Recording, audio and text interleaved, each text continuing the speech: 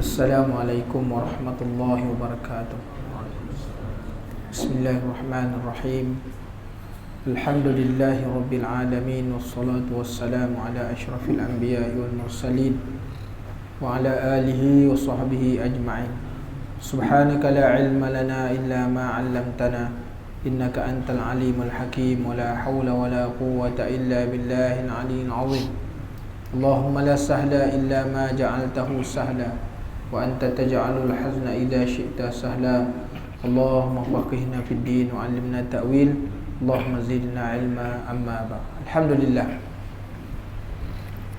bersyukur kepada Allah Subhanahu wa taala kerana hari ini kita telah melangkah pada hari yang kelima daripada bulan Zulhijjah. Alhamdulillah, Allah Taala izinkan untuk kita dapat melakukan ibadat. Yang berpuasa, Allah Ta'ala telah memberi luang kepada kita untuk menambah sedikit daripada amal sebelum kita kembali kepada Allah Subhanahu Wa Ta'ala. Hari ini 5 Zulhijjah, insya-Allah tidak berapa hari lagi kita akan masuk pada hari Tarwiyah. Hari Tarwiyah akan jatuh pada hari Jumaat, iaitu hari yang ke-8, dan hari Tarwiyah akan jatuh pada hari Khamis. Hari Jumaat 8 Zulhijjah akan jatuh pada hari Jumaat, dan hari 9 wukuf jatuh pada hari Sabtu, dan hari Nahar berlaku pada hari Ahad. InsyaAllah kalau dipanjangkan umur, kita akan dapat maknanya menyelesaikan daripada 9 hari dan hari yang ke-10 seperti mana yang disebut dalam Al-Quran, wal fajri wa layalin ashr wasyaf'i wal watr. Jadi mudah-mudahan Allah Ta'ala beri kepada kita kekuatan dan taufik hidayah, insya-Allah.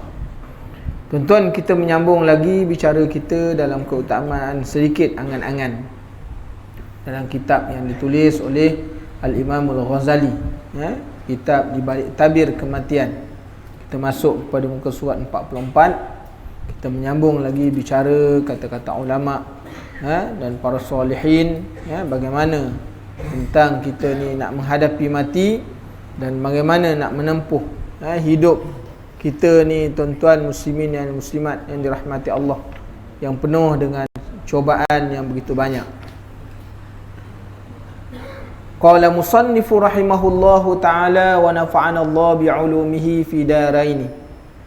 Pada satu hari ketika Daud, seorang alim, seorang ulama, Daud At-Ta'i, sedang melawat, sedang lewat, makna lalu ditanya oleh seorang tentang sebuah hadis. Daud menjawab, jangan ganggu aku kerana aku sedang tergesa-gesa menyambut kematian. Jadi tuan-tuan, maksudnya tergesa-gesa di sini ialah kerana dia sibuk dengan urusan ibadat dia. Kalau waktu beribadat ni, makna jangan sibuk dengan benda yang lain. Hari ni kita tengok tuan-tuan mutaakhir, orang sibuk waktu ibadat tu, sibuk dengan benda-benda lepas ibadat manusia dah sibuk dengan dunia. Hari ni tuan-tuan, kita bayangkan ulama-ulama dulu, orang-orang alim dulu, mereka tak mahu diganggu waktu ibadat. Tapi hari ni kita terganggu dengan ibadat kita, dengan apa yang ada pada kita ini. Kita nak masuk dalam sembahyang, terganggu dengan suara handphone. Ini gangguan besar tuan-tuan. Ini fitnah yang terjadi pada zaman mutaakhir, kan? Yang mengganggu kita bila nak buat ibadat, kan? Bila mengganggu tu, tak boleh nak matikan handphone walaupun sekejap.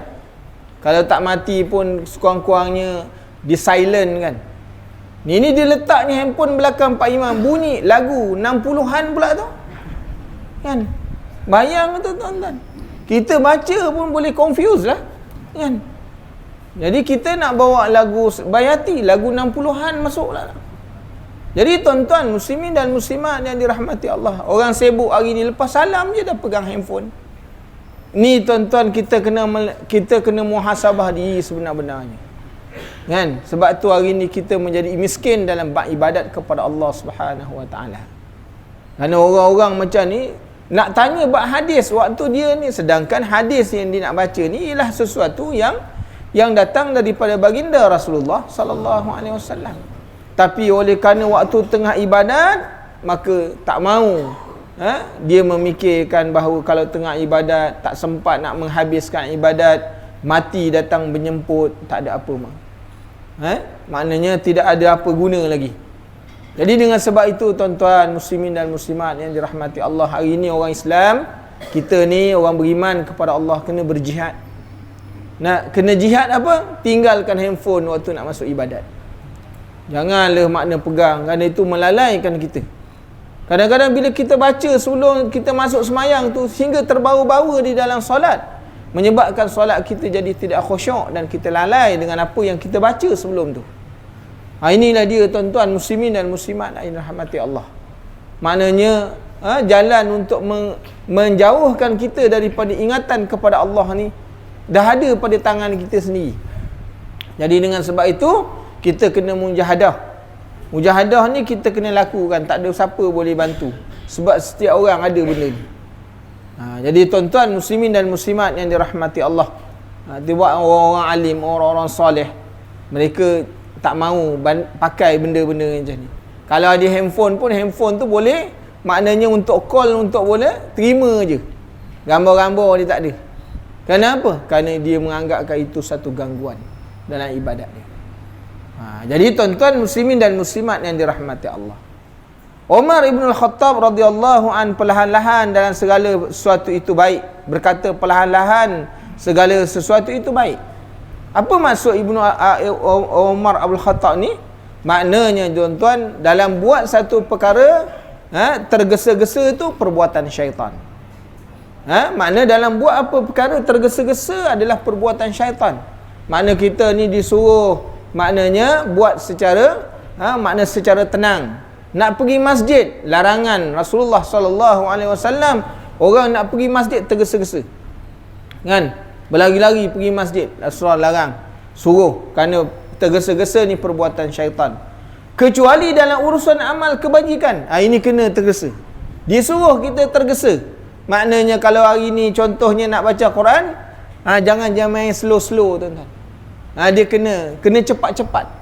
Kalau kata hari nak baca Quran, ambil Quran terus baca. Tak boleh hari ni lambat-lambat, tak boleh. Nak bertangguh-tangguh, tak boleh. Kata-kata hari ni nak melakukan ibadah korban, nak masuk korban, jangan tunggu lagi tu. Duit dah ada, terus keluar. Jangan simpan besok, takut besok maknanya duit tu hilang tempat lain. Makna dalam bab ibadat, dalam buat amal kebajikan untuk khairat, untuk apa akhirat, maka urusan amal jangan bertangguh-tangguh. Disuruh fastabiqul khairat. Allah Taala kata apa? Fastabiqul khairat. Maknanya dalam buat amal disuruh berlumba-lumba. Jangan engkau lah dulu, tak boleh. Tapi kalau nak pergi buat satu perkara, disuruh kita dengan tenang, dengan perlahan-lahan. Disuruh begitu, tapi dalam bab amal tak boleh. Kita kena pacu betul-betul. Kan? Jangan tunggu, mari lagi masjid, tak apalah, jalan dulu, nanti besok boleh, kan? Jadi tak boleh tuan-tuan. Ni yang dikatakan oleh Umar Al-Khattab radhiyallahu anhu. Dan Al-Munzir berkata, aku pernah dengar Malik bin Dinar berkata kepada dirinya sendiri, celaka kamu, bergegaslah sebelum takdir kematian menjemputmu. Bergegaslah sebelum takdir kematian menjemputmu. Dan dia mengulang-ulang ucapannya itu sebanyak 60 kali. Aku mendengarnya namun ia tidak melihatku. Sampai makna beginilah kehidupan orang-orang soleh dulu. Mereka ni dalam nak mengingatkan bab mati, mereka ni selalu mengingatkan diri mereka. Mereka berkata dengan diri sendiri, celakalah kamu kalau hidup dekat atas dunia bertangguh-tangguh dalam bab ibadat. Makna bergegaslah, cepat-cepatlah dalam apa ni, melakukan ibadat sebelum takdir iaitu kematian menjemput kamu. Diulang-ulangnya. Sedangkan pada waktu itu Malik bin Dinar ni berada di sebelah dia. Dia tak hirau, dia tak, seolah-olah maknanya nak mengingatkan dia dengan mati ni tuan-tuan, dia dah tak kisah dengan orang lain lagi dah. Kan? Dia dah tak kisah dengan orang yang di sekitar dia lagi. Kerana pada waktu itu, bab ibadat antara dia, urusan dia dengan Allah. Dia tak boleh sibuk. Kan? Hari ni kita nak ibadat, waktu tu kita sibuk dengan urusan dunia. Macam-macam halangan berlaku. Kan? Berlaku. Sebab tu tuan-tuan nak lihat bagaimana halangan-halangan dalam ibadat, baca kitab Minhajul Abidin yang dikarang oleh Al-Imam Al-Ghazali, di antara uqubah, makna penghalang-penghalang dalam ibadat kepada Allah Ta'ala. Maka disebutkan ada 10 uqubah, ada 10 halangan. Kan? Macam mana halangan-halangan ni boleh menghalang kita daripada nak melakukan ibadat kepada Allah. Tu kena baca kitab Minhajul Abidin. Kan? Yang dikarang di antara kitab besar yang dikarang oleh Imam Al-Ghazali selain daripada kitab Ihya Ulumuddin. Jadi tuan-tuan muslimin dan muslimat yang dirahmati Allah, dalam sebuah ceramahnya, Al-Hasan memberi nasihat kepada seluruh yang hadir di dalam majlis ilmunya. Bergegaslah, makna bersegeralah kamu. Bersegeralah. Bergegaslah atau bersegeralah. Sebab bila nafas sudah terhenti, maka terhenti pula amal-amal yang ingin kamu lakukan untuk mendekatkan diri kepada Allah yang maha mulia lagi maha agung. Diingat-ingatkan. Sebab tu tuan-tuan muslimin dan muslimat yang dirahmati Allah, bila Allah Ta'ala menyebut di dalam Al-Quran, fazakir inna zikra tanfa'ul mu'minin, berikan peringatan, maknanya tugas memberi ingatan ni wajib tuan-tuan. Kan? Allah suruh beri ingatan ni wajib. Orang nak dengar ke orang nak pakai itu masalah lain. Dia suruh kita ni berikan peringatan. Kan? Orang nak dengar, orang tak dengar, itu masalah cerita lain. Tapi menunjukkan kepada kita bila Allah Ta'ala sebut, maknanya fas'alu, makna berikan makna peringatan itu fazakir, maka berikanlah peringatan. Maka menunjukkan kepada situ ialah suruhan kepada kita. Menjadi tanggungjawab orang beriman mesti memberi ingat di antara satu sama lain.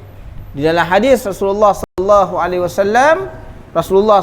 alaihi wasallam memberikan nasihatnya, ad-dinu nasihah. Agama ni lah nasihat, menasihati. Kalau kita ni ada agama tuan-tuan, kita berpegang dengan agama, apa suruhan agama? Agama ni suruh nasihat. Orang nak marah ke, orang nak buat apa pun, itu terpulang kepada. Maka kita ni disuruh memberi nasihat. Orang nak terima, orang nak pakai, itu orang nak berpaling, itu bukan urusan kita. Itu urusan Allah Subhanahu Wa Taala.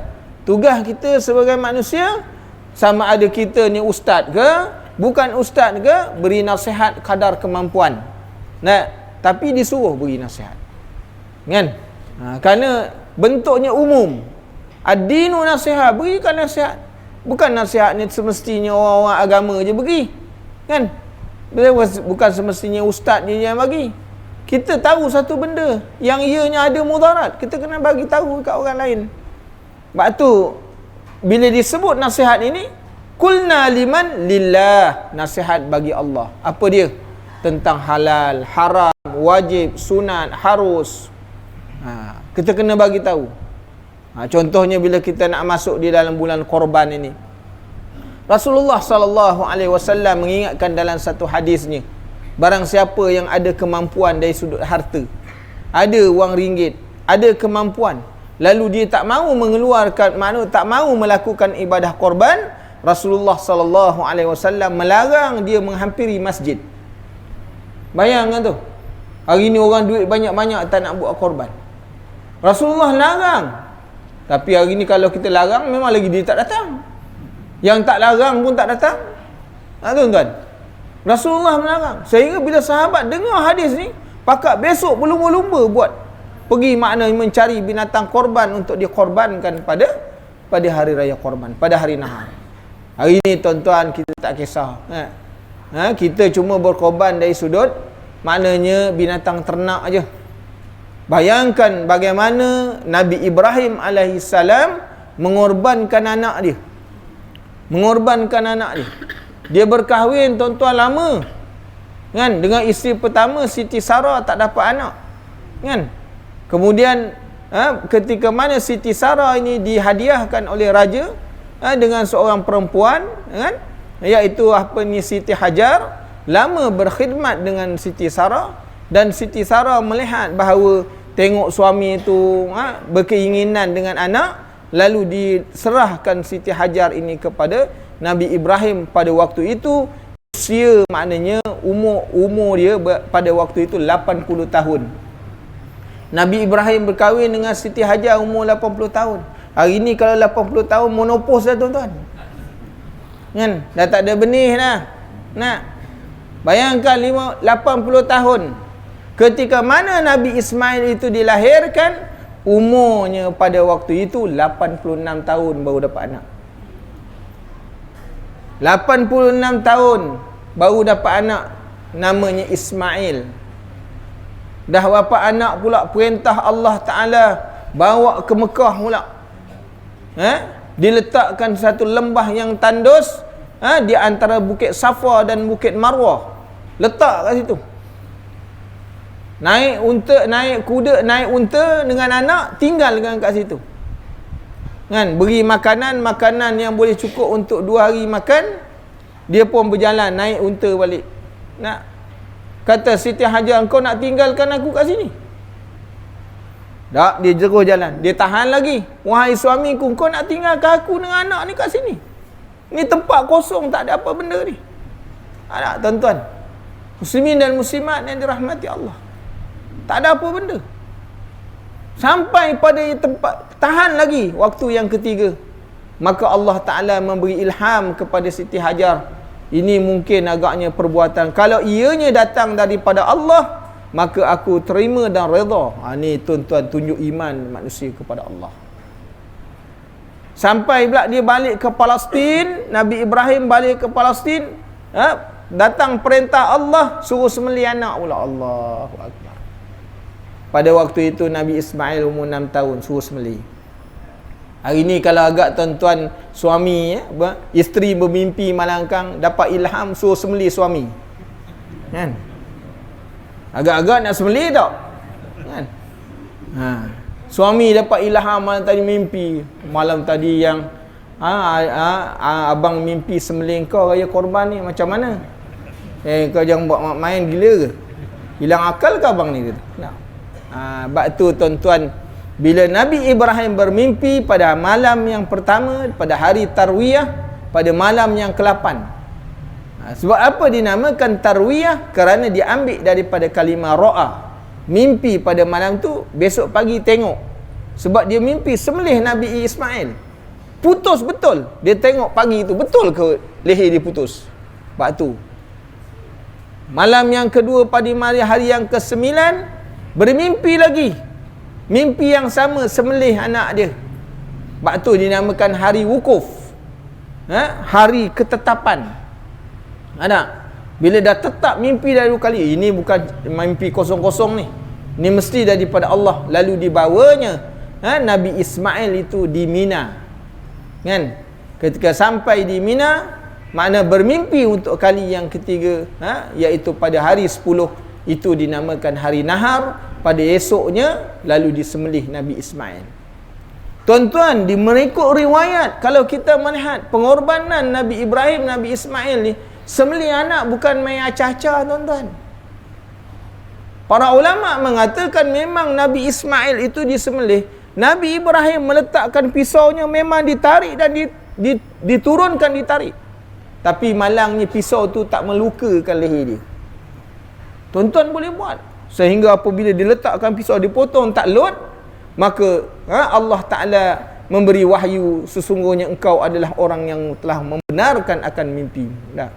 Kalau kita tuan-tuan, muslimin dan muslimat yang dirahmati Allah, pengorbanan ni, pengorbanan anak tuan-tuan, kahwin lama anak tak dapat tak.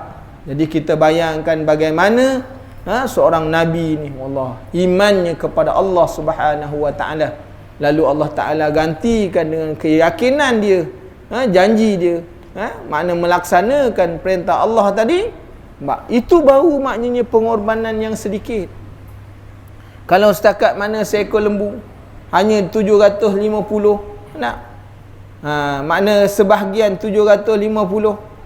Seekor kambing baru 500, 1600, sikit tuan-tuan. Allah Ta'ala beri kita ni dengan berbagai nikmat tau. Sebab tu dalam bab ni jangan bertangguh. Sebab suruh kepada kita, maknanya bila nak buat amal, maka jangan hari ni kalau terasa nak buat amal, lakukan terus. Sebab tu kata Al-Hasan, maknanya janganlah kamu berhenti bila nak buat sesuatu amal ibadat. Janganlah sampai maknanya tunggu nafas kamu berhenti baru kamu nak buat ibadat. Tak ada makna lagi dah, kan? Dah tak ada makna. Mudah-mudahan Allah Ta'ala berkenan merahmati seseorang yang mahu memikirkan dirinya sendiri dan menangisi sebanyak dosa-dosanya. Kemudian ia membaca ayat daripada surah Maryam, fala ta'jal alaihim innama na'uddu lahum adda. Apa dimaksud dia? Kerana sesungguhnya kami hanya menghitungnya untuk mereka yang dengan perhitungan dengan teliti. Untuk mereka dengan perhitungan yang teliti. Jadi kita bayangkan depan Allah Subhanahu Wa Ta'ala besok, tuan-tuan, kita dihitung dengan hitungan yang teliti. Tidak ada satu pun daripada amal yang kita lakukan baik-baik ataupun yang tak baik, melainkan semuanya akan dihitung oleh Allah Subhanahu Wa Ta'ala. Jadi kalau kita banyak melakukan kebaikan, innal hasanat yuzhibnas sayyiat. Kalau kita duduk atas dunia, kita ada dosa, tapi amalannya banyak, amalan baiknya banyak. Allah Ta'ala sebut, innal hasanati yuzhibnas sayyiat. Sesungguhnya kebaikan yang kamu lakukan ke atas dunia boleh menghapuskan dosa dahulu. Sebab tu hidup ke atas dunia, kita tahu kita ni tak boleh lepas daripada dosa. Innal insan khata' wa nisyan. Manusia ni dia selalu maknanya buat dosa dan selalu lalai, kan? Sebaik-baik orang yang berdosa, maka dia bertaubat kepada Allah Subhanahu Wa Ta'ala. Sebab tu tuan-tuan muslimin dan muslimat yang dirahmati Allah, dan yang dimaksudkan itu ialah hitungan nafas, dan hitungan terakhir ialah keluarnya nyawa, berpisah dengan keluarga, dan ketika memasuki alam kubur. Masuk hitung, kerana sesungguhnya kami akan menghitung. Maknanya nafas kita ni setiap hari keluar, kita tarik, kita buangkan balik, semuanya akan dihitung di depan Allah. Tak ada percuma. Allah Ta'ala bagi tak ada yang percuma, tuan-tuan. Semuanya akan dikira. 60 tahun punya gerakan nafas, tarik keluar, semuanya dikira. Mana? Kemudian dihitung dengan maksud apa? Maknanya apabila hitungan terakhir ini, maksudnya apabila nyawa keluar, meninggalkan jasad. Apabila hitungan terakhir maksudnya apa? Apabila manusia meninggalkan keluarganya, berpisah dengan keluarga. Kan? Hari ini apa yang ditinggalkan semuanya tak ada nilai. Kan? Semua tak ada nilai. Banyak macam mana pun tak ada nilai. Sebab tu ketika mana kita mampu atas dunia, Allah Ta'ala beri kelapangan, buatlah dengan apa yang kita ada. Orang-orang hidup pada zaman Rasulullah sallallahu alaihi wasallam, dia berbeza dengan kita pada hari ini. Orang-orang miskin, disebutkan dalam satu riwayat bahawa bagaimana ahli dusur, orang-orang miskin, mengadu kepada Rasulullah sallallahu alaihi wasallam, "Ya Rasulullah, kami ni semayang, orang kaya semayang." Orang dulu mengadu dengan Rasulullah bentuk lain. Kami semayang, dia semayang. Maka kami puasa, dia puasa. Orang kaya puasa. Kan? Kami bangun malam, dia bangun malam juga. Tapi kami ni tak ada harta, mereka ada harta, boleh keluar. Boleh beramal dengan harta. Maka Rasulullah sallallahu alaihi wasallam menyebutkan itu adalah kelebihan yang Allah Ta'ala bagi. Tapi macam mana ya Rasulullah kami nak menyamai mereka? Maka Rasulullah pun kata, barang siapa yang menyebut subhanallah 33 kali, alhamdulillah 33 kali, Allahu akbar 33 kali, maka dan ditutup dengan satu lagi iaitu jadi kepada 100, maka ia adalah lebih baik daripada apa yang mereka ada dan orang lain punya ada. Jadi hari ini tuan-tuan, kita lepas semayang pun payah nak sebut, kan? Assalamualaikum, Assalamualaikum, cabut, kan? Sedangkan maknanya orang-orang miskin pada zaman Rasulullah sallallahu alaihi wasallam mengadu dengan Rasulullah dengan sebab kemiskinan dari dapat pahala ibadat. Hari ini mereka tu tanya 1400 tahun mereka tanya dengan Rasulullah, kita dah dapat tip dah bagaimana nak jadi orang kaya.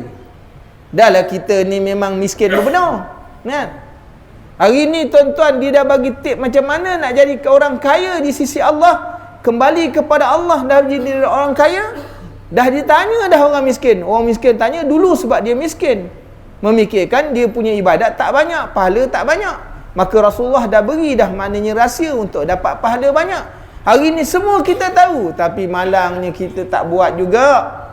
Inilah yang jadi malangnya tuan-tuan. Lepas semayang bukan banyak, subhanallah 33 kali, bukan 33,000 kali. Bukan 33,000 kali. Ada kadang-kadang kita tengok orang semayang di masjid, maknanya bila semayangnya habis je semayang, astagfirullah, panjang pahanya. Sedang tu mak asli je. Al-Fatihah. Mana dia punya subhanallah, alhamdulillah, Allahu akbar. Tuan-tuan, kita pun semayang lagi pula, assalamualaikum, terus doa Allah. Panjang pula doa tu. Zikirnya tak ada.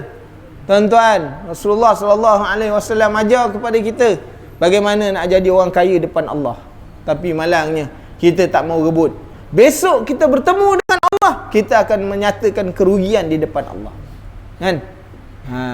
Kita akan menyatakan kerugian kita di depan Allah. Sebab tu bila disebutkan walau tara disebutkan mereka melihat dengan mata, hari ini melihat sendiri bila dah bertemu dengan Allah tentang syurga, tentang neraka, maka mereka mengatakan, ya Allah, kembalikanlah kami ke dunia supaya kami boleh ibadat. Mana boleh, kan?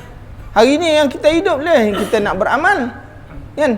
Kita nak beramal, dah kembali kepada Allah, tak ada peluang lagi nak beramal. Kerana hidup tu hanya sekali je kat atas dunia ni. Kembali untuk hidup yang kedua ialah kembali kepada alam yang lain, dinamakan alam akhirat. Alam akhirat berbeza. Dia tidak ada lagi masalah nak beramal. Kerana alam akhirat ini ialah alam untuk kita menerima habuan. Sama ada habuannya baik ataupun habuannya sebaliknya. Jadi kita akan menyatakan kekesalan kita di depan Allah Subhanahu wa taala. Sebelum wafat, Abu Musa Asy'ari sangat sibuk beribadat dengan bersungguh-sungguh. Ni tuan-tuan perjalanan orang-orang dahulu daripada golongan sahabat Rasulullah sallallahu alaihi wasallam. Seorang sahabatnya sampai berkata, "Kenapa anda tidak mahu berhenti walau sebentar? Kasihanilah sedikit diri anda sendiri." Sampai orang nasihat, "Wahai Abu Musa, engkau ibadat, berhentilah kejap, rehat." Kan? Kalau macam kita ni, berhentilah sekejap, kena teh tarik, kan? Penat ibadat maya kena teh tarik. Semayang 20 rakaat semayang tarawih kena teh tarik 4 gelas. Sampai ke subuh, tuan-tuan, kan? Bayangkan. Maknanya sahabat ni kata, "Wahai Abu Musa, penat-penat ni buat apa? Kan? Berhentilah sekejap, rehat." Kan? Abu Musa Asy'ari memikirkan tak ada masa untuk rehat. Kalau sekiranya mati menjemput, tak ada masa lagi untuk ibadat.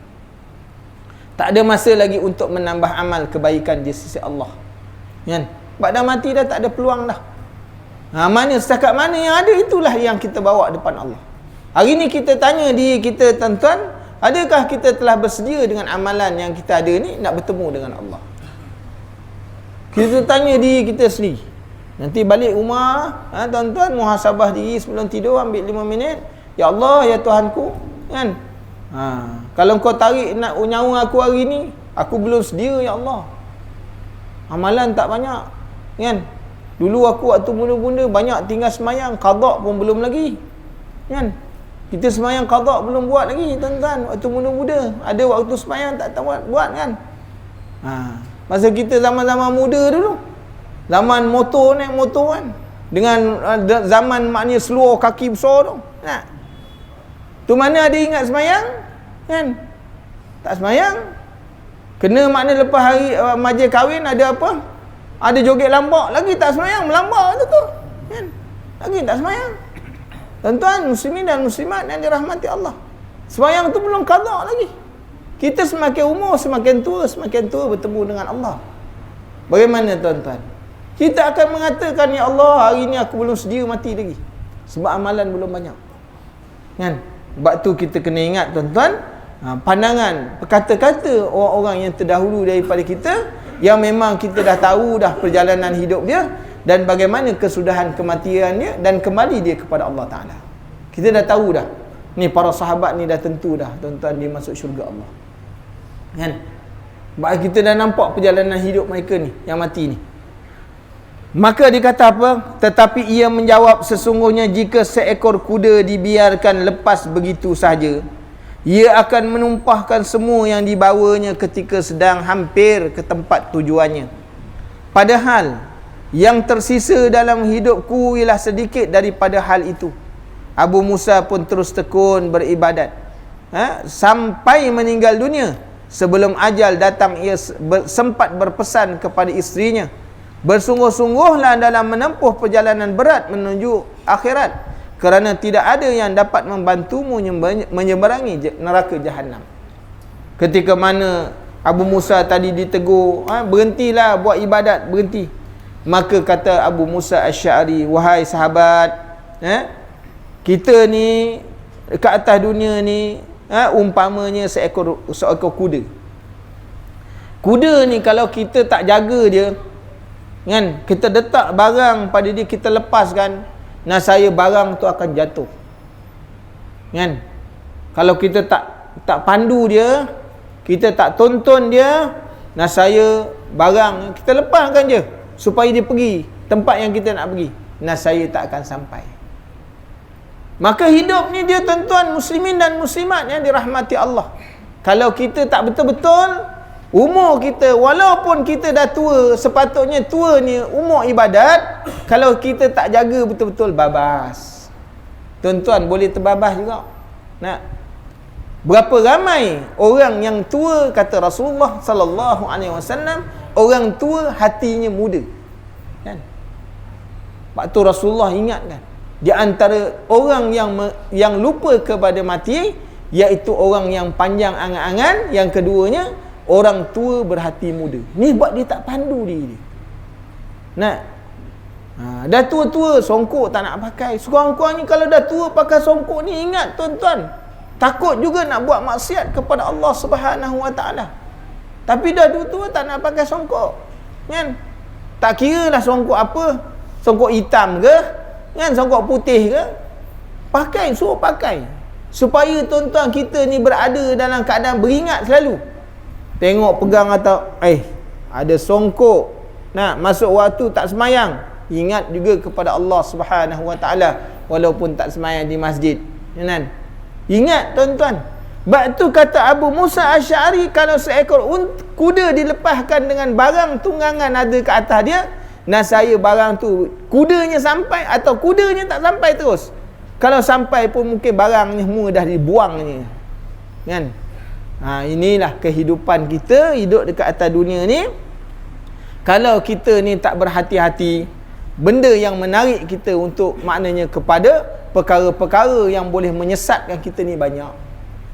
Hari ni tuan-tuan, dunia, hidup atas dunia ni, kita tak kira orang sesat, orang tak kira bukan orang-orang muda je, orang tua pun boleh sesat. Kan? Orang tua pun boleh sesat tuan-tuan. Kan? Sebab tu kita kena carilah, berdampinglah, carilah dan berdampinglah dengan orang-orang yang mengingatkan kita kepada Allah. Sebab kita ni bukan orang baik-baik, sebab tu cari kawan-kawan yang boleh mengingatkan kita kepada Allah. Cari kawan-kawan yang boleh memandu kita untuk jalan kepada Allah Subhanahu Wa Taala. boleh ajak kita pergi masjid, kan?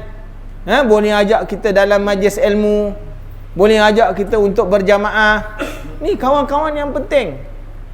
Kalau kita seorang-seorang dekat atas dunia ni tuan-tuan, tanpa ada orang-orang yang macam ni, takut besok terbabas. Walaupun kita kata saya duduk di rumah je. Hari ni tuan-tuan, rumah dalam rumah macam-macam ada. Semua boleh diakses dalam rumah. Orang ada duit macam-macam dia boleh ada dekat dalam rumah. Walaupun dia tak keluar rumah, orang boleh rosak tuan-tuan. Muslimin dan muslimat yang dirahmati Allah. Orang duduk dalam rumah pun boleh rosak. Sebab benda tu boleh masuk dalam rumah kita. Ada? Benda boleh masuk dalam rumah. Dipasang aja. Di ujung jari je boleh, tuan-tuan. Muslimin dan muslimat yang dirahmati Allah. Padahal kata Abu Musa Asy'ari, yang tersisa daripada hidup ni adalah sedikit. Kan? Umur kalau setakat yang kita ni tuan-tuan, kata Rasulullah sallallahu alaihi wasallam, dia kata a'marukum a'maru ummati sittin ila sab'in.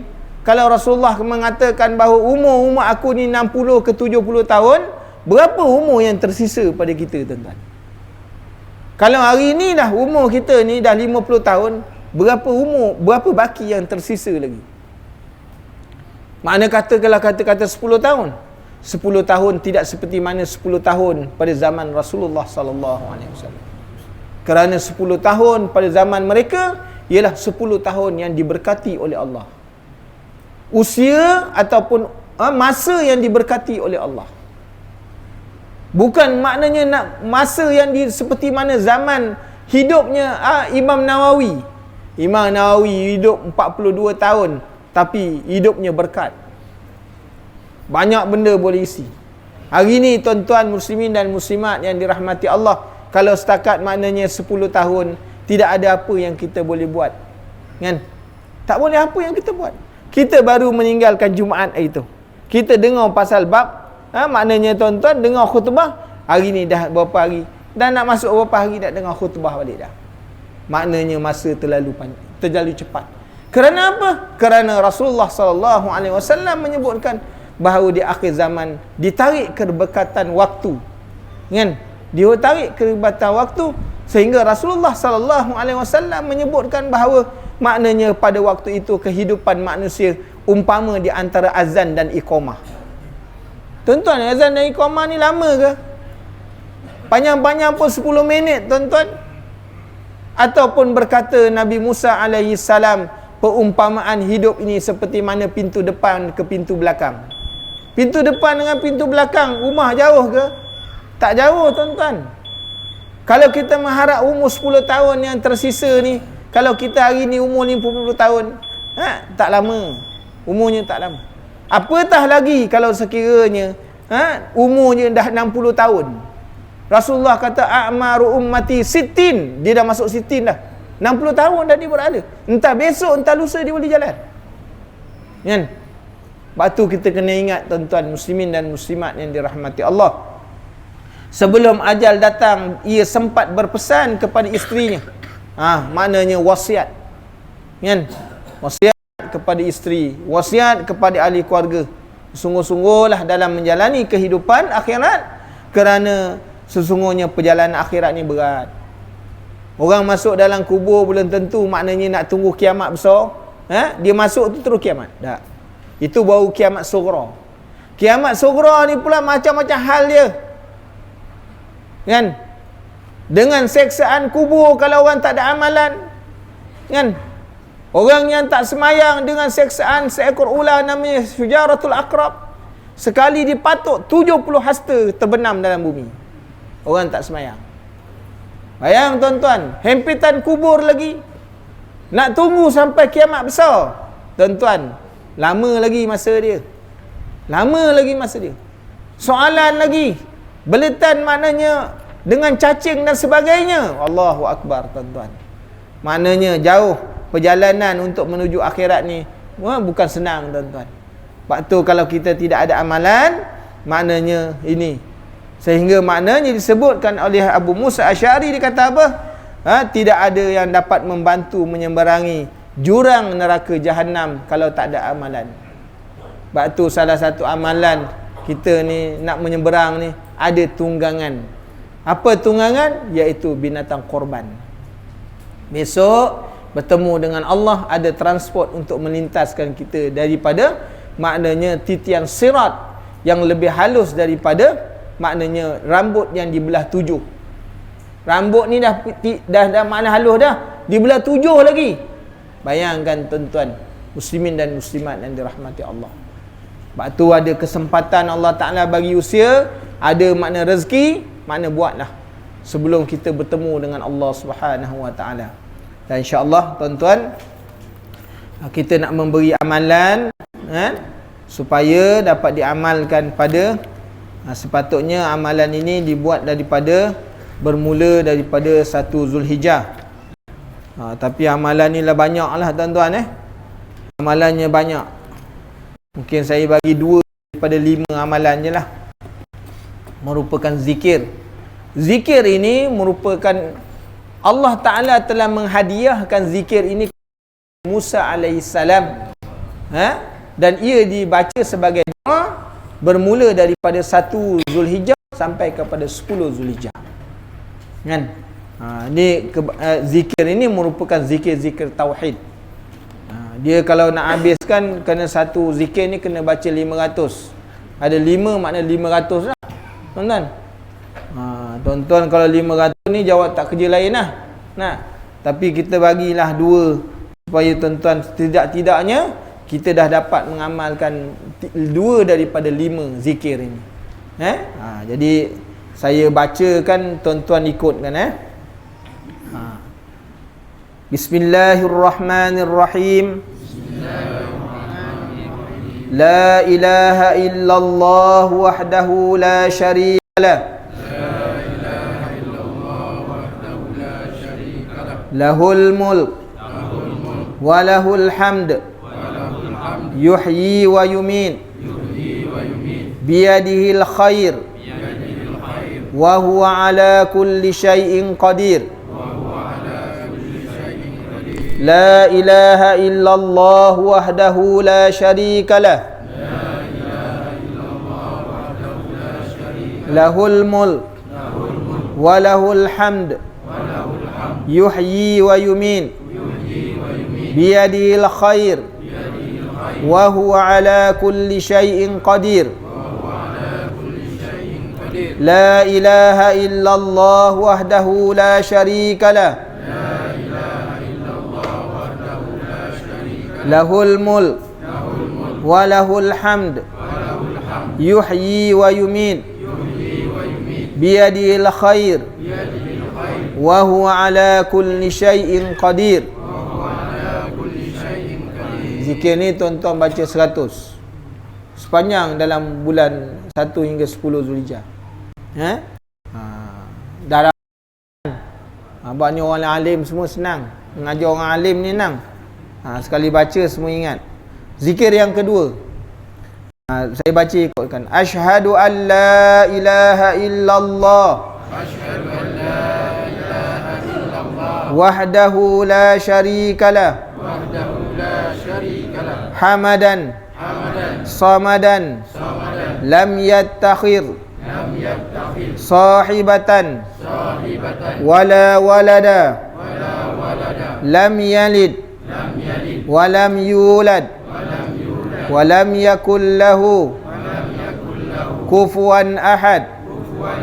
Asyhadu an la ilaha illallah wahdahu la syarikalah hamdan samadan lam yattakhidh sahibatan wala walada lam yalid walam yulad walam yakul lahu kufuwan ahad. Asyhadu an la ilaha illallah wahdahu la syarikalah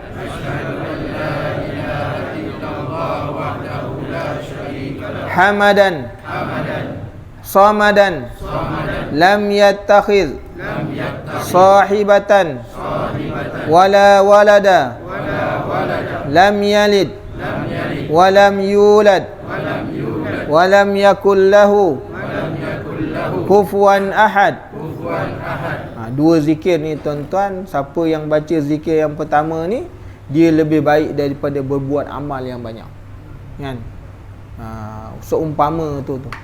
Dan zikir yang dua ni, siapa baca dia, seolah-olah seperti mana dia telah membaca Taurat dan Injil, kan? Kita tak pernah tengok pun kitab Taurat, tak pernah pun kitab Injil. Jadi ada lagi 3 amalan ni, zikir yang dibaca oleh Nabi Musa AS yang Allah Ta'ala hadiahkan kepada dia, yang disuruh baca pada 1 hingga 10 Zulhijjah. Jadi tuan-tuan baca amalan ni, setiap hari baca 100 ya. Mudah-mudahan Allah Ta'ala melimpahkan kepada kita kebaikan, insya-Allah, kan? Amin. Insya-Allah, mudah-mudahan. Bismillahirrahmanirrahim. Alhamdulillahirabbil alamin. Wassalatu wassalamu ala asyrafil anbiya'i wal mursalin wa ala alihi wa sahbihi ajma'in. Allahumma inna nas'aluka ilman nafi'a wa rizqan thayyiban wa amalan mutaqabbala. Allahumma faqihna fid din wa 'allimna ta'wil. Subhanakallahumma wa bihamdika asyhadu an la ilaha illa anta astaghfiruka wa atubu ilaik. Jazallah anna sayyidana Muhammadan sallallahu alaihi wasallam ma huwa ahlu. Jazallah anna sayyidana Muhammadan sallallahu alaihi wasallam ma huwa ahlu. Jazallah anna sayyidana Muhammadan sallallahu alaihi wasallam ma huwa ahlu. Rabbana atina fid dunya hasanah wa fil akhirati hasanah wa qina adzabannar. Alhamdulillahirabbil alamin. Barakallahu fiikum. Wassalamu